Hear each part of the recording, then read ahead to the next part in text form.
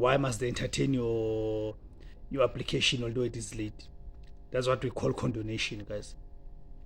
Number 3, despite Rule 10, Sub-Rule 2B, where a referral has been referred out of time and if condonation has not been attached to the referral, the Commission will decide whether the condonation will be determined at a hearing or by written submissions received from the parties.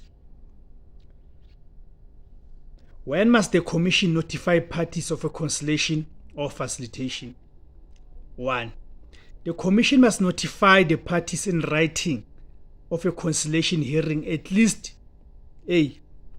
7 days prior to the scheduled date in matters relating to Section 64, Section 65 2A or Section 189A8 of the Act.